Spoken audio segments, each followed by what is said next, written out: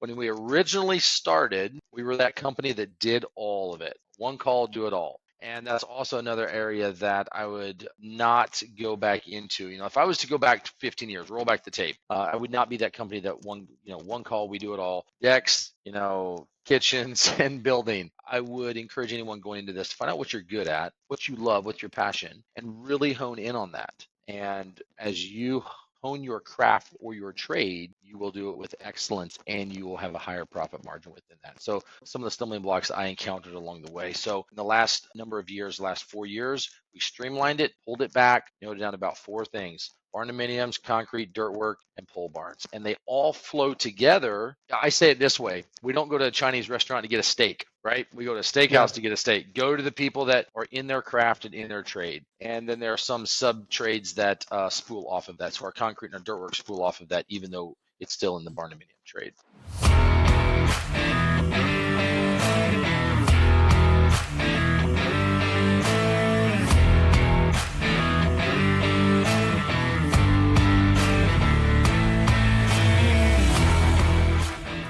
What's up, everybody? Welcome back to another episode of the Builder's Bible. I'm joined by my good friend Elroy Mast, who actually owns a company down in Mississippi, builds barndominiums, amongst other things.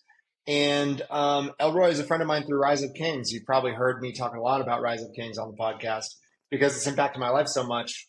And I know it's impacted Elroy's, and I'm excited to have him on the podcast. Elroy, let's start with this. Tell us about your business. Tell us how we got where we are today.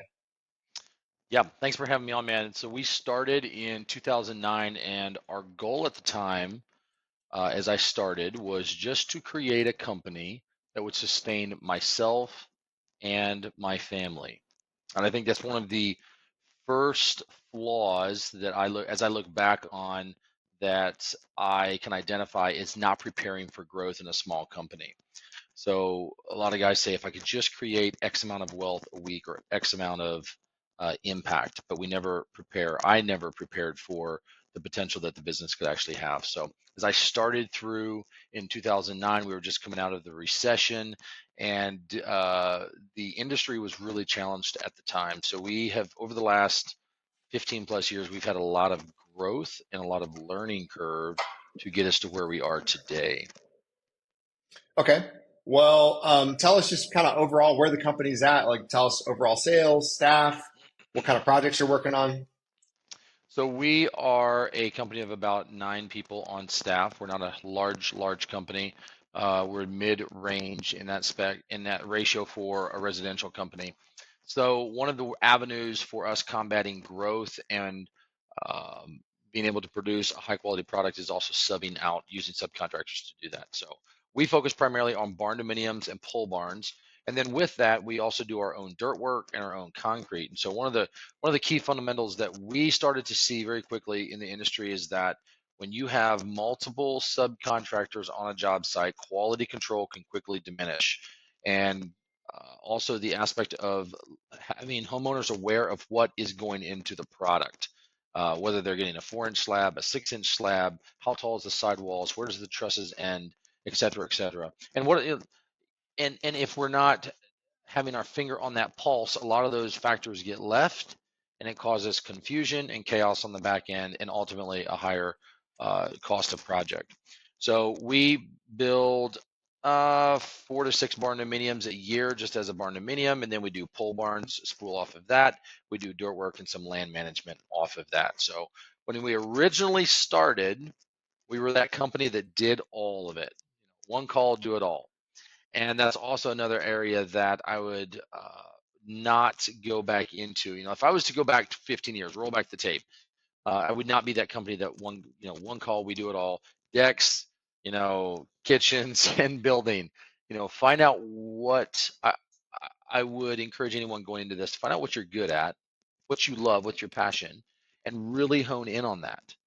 And as you hone your craft or your trade, you will do it with excellence and you will have a higher profit margin within that. So some of the flaws that some of the stumbling blocks I encountered along the way. So in the last number of years, last 4 years, we streamlined it, pulled it back, narrowed it down to about 4 things: barndominiums, concrete, dirt work, and pole barns. And they all flow together So I say it this way: we don't go to a Chinese restaurant to get a steak, right? We go to a Yeah. steakhouse to get a steak. Go to the people that are in their craft and in their trade. And then there are some sub trades that spool off of that. So our concrete and our dirt work spool off of that, even though it's still in the barn dominium trade. So Although that's a really good point because I've definitely been to Asian restaurants that just like give up on Americans like knowing if it's Chinese or Japanese and they just serve it all. So I yeah. totally get that. Hey, out of curiosity, okay, so that's got to be a tough decision to basically say, hey, we only do these three or four things. So walk me through what were you doing before and why you decided to kind of do that. Yeah, so back in 2015, my father came to work for us. He had been doing his own company for a while. He shut down, came to work for me. And what he brought, a skill set that he brought to us was the renovation side. So kitchens, baths, whole house renovations. He had been in that space. It really wasn't where I wanted to go. And he brought a particular skill set to our company that I saw as value. And I said, well, let's capitalize on it. Well, what quickly happened is a renovation space is a lot different than a new build. So if you're in the new building space, the particulars that go into it are somewhat different than renovation, and the level of quality control can fluctuate in a renovation. Um, and you have to have, there must be guys that are flexible to do multiple things within a renovation space. And part of what we began to see as my dad began to age, and he actually passed away in 22 then, and so he was out, and that was really a clincher that said, okay, no more of that at all. Um, we realized we're not good at all things. And so, like, what are you passionate about? And what am I passionate about? Like, where do I want to drive the bus? I can't be all things to all people, no matter what I want, whether I want to or not. And some of that is just truly identity and ego and wanting to be the biggest, the largest, the guy that everybody talks about. I want to be the guy that they talk about because of the impact we left on them and the service that we provided, not the fact that we could fix their sink and pour their concrete. Hmm. Okay. I had another question. How do people find you? How are you guys doing your marketing? Is it all referral? What's the? So we have, that's been a really challenging aspect of specifically where we live. So we live in rural Mississippi, right? We're out in the middle of the sticks. I like to coin it this way: Mississippi is about 20 to 30 years behind the rest of the United States. So when they talk about Facebook, Facebook doesn't cut it. You talk about Instagram feeds or anything like that through marketing. Some people do. And so I began looking around and I said, well, I wonder what other companies that have been here, like companies that I've grandfathered in that have been here for a long time, what are they doing? So I looked at some of our large commercial companies that may have 50 to 100 employees. They had like 4 pictures on their webpage. Their Google Space has like 2 reviews. I was like, huh, this is really interesting. And my grandfather was born here, my daddy was born here, I was born here, and our roots go really deep. And the one similarity that keeps coming across is relationships.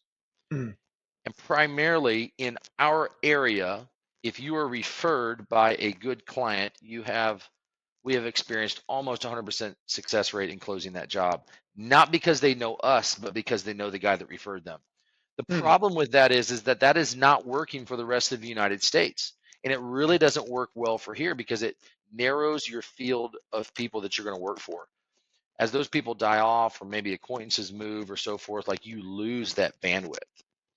In the last 2 years, we have had a full web page, increased our Google presence, SEO, and went into Facebook marketing. We did not ever go into Instagram or TikTok or any of those other places. And a lot of people will say you got to be in those spaces to get it.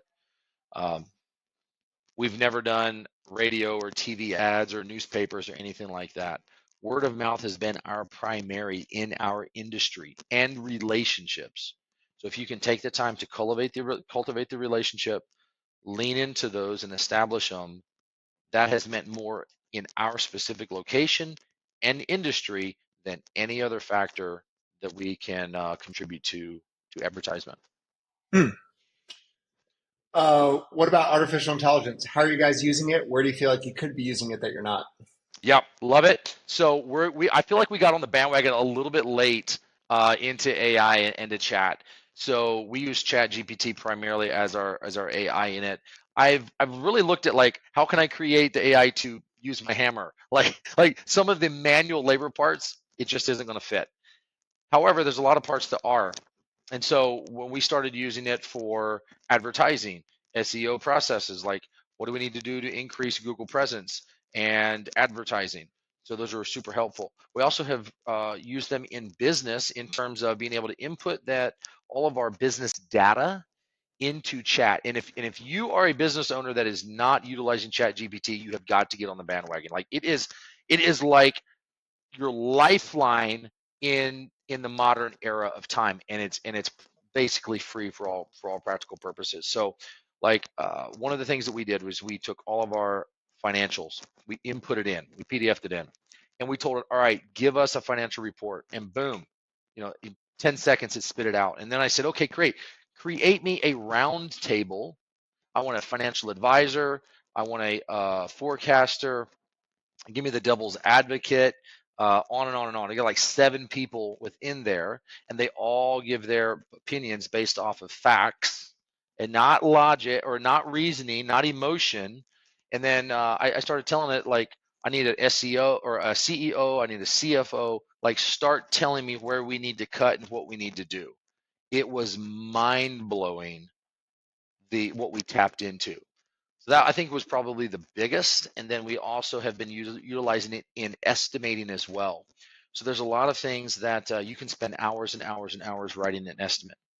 But chat is there, or AI is there, and there's probably other platforms. We use Chat GPT primarily to, and I'll hit a microphone button. I begin talking to it. I tell them what we're doing, create me an estimate for this, and then we can import that over and use it as some of our into our QuickBooks Online.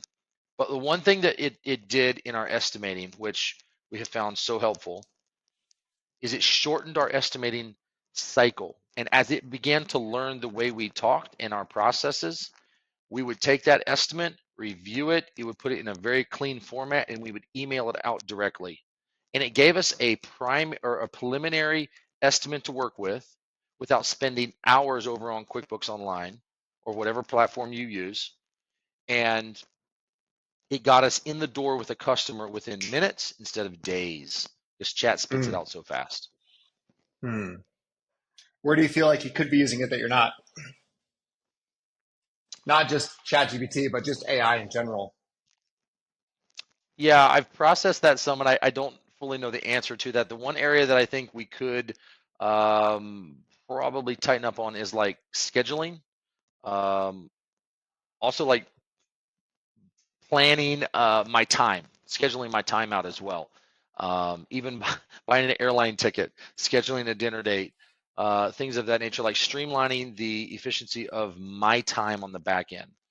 Instead of Hmm. me sitting down and processing that, doing it that way. The other thing that I think would be relevant and I have not pushed into is using it to bring data to us from over across the United States for pricing. Like, where is the lumber at this week?